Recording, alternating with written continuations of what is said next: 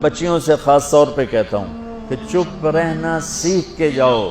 میں درد سے کہہ رہا ہوں، میرے ملک میں سسرال ظالم ہے، سخت ہے، بد اخلاق ہے. میرے نبی نے مدینے والوں کی تعریف کی، مدینے والوں کی، مدینے کے صحابہ کی اور مدینے کی فیملیز کی تعریف کرتے فرمایا کہ یہ میرے مدینے والے ساتھی ایسے عالی شان ہیں. کس بات پہ عالی شان ہیں؟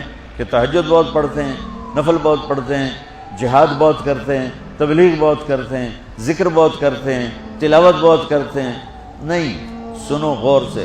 فرمایا یہ میرے مدینے والے صحابہ یہ اتنے عالی شان ہیں، جب یہ کسی کی بیٹی کو لے آتے ہیں ڈولی میں ڈال کے تو آنے والی بچی کو ذرہ برابر احساس نہیں ہوتا ماں باپ کے گھر میں ہوں یا سسرال کے گھر میں. اور میں بچوں درد سے کہہ رہا ہوں، میرے دیس کا سسرال بہت سنگ دل ہے، بہت سخت ہے، شریعت کا پتہ نہیں ہے. یہ ہمارا جوائنٹ فیملی سسٹم بہت بڑی نعمت تھا، جب ایک دوسرے کا تعاون تھا، محبت تھی اور ایک دوسرے کو آگے بڑھاتے تھے. اب یہ مصیبت بن گیا ہے کہ اخلاق اچھے نہیں ہیں، زبان کا بول تیر کی طرح، چھری کی طرح، تلوار کی طرح کاٹ رہا ہے.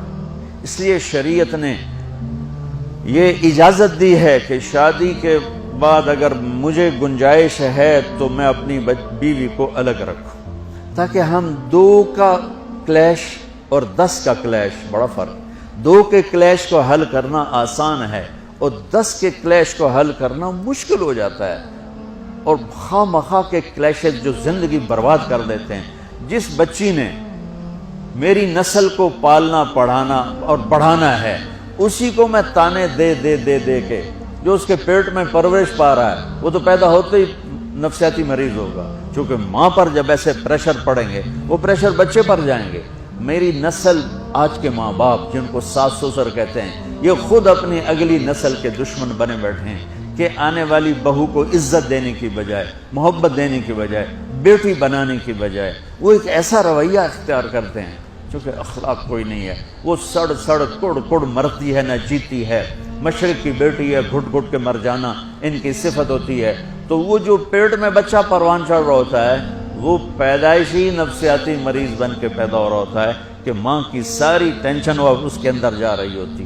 اس لیے میرے نبی کی شریعت کہ اگر میں مالدار ہوں تو میں اپنی بیوی کو الگ گھر لے کر لوں. اگر میرے پاس اتنی گنجائش نہیں اس کو کرائے پر لے کر لوں. اگر میرے پاس اتنی گنجائش نہیں تو پھر گھر میں اس کے لیے ایک کمرہ، ایک کچن، ایک ٹوائلٹ، یعنی ایک پورا پورشن اس کے لیے الگ ہونا چاہیے. وہ بیڈ روم اسی کا ہو، اس میں کوئی اور نہ ہے.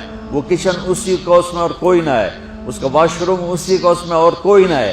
اگر اتنی بھی ہمت نہیں ہے تو پھر تسبیح پڑھو تے روزے رکھو، شادی نہ کرو. کسی دی بیٹی نو برباد نہ کرو، کسی دی بیٹی نو برباد نہ کرو بھائی وہ پائی دھکے کھاوے. اگر تم اتنا نہیں کر سکتے ہو تو پھر مسیح تے چاہ جاؤ، اعتکاف وچ بیٹھ جاؤ.